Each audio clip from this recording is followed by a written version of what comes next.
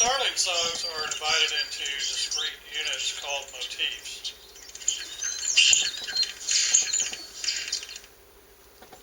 Motifs are then assembled by the bird into a complete song. How they choose the motifs and what motifs go in what order is really still a mystery. One starling motif, dubbed the scream, is common among starlings but has different results after the wind-up.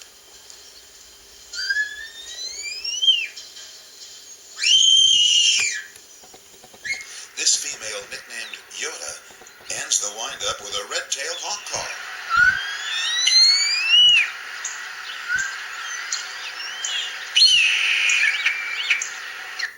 Another common motif, at least in this group of Oklahoma starlings, is an eastern meadowlark call.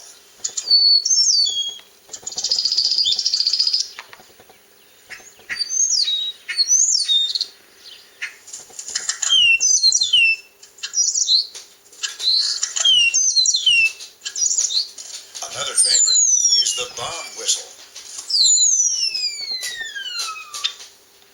Motifs can be sounds that the bird simply makes up, or they can be sounds that the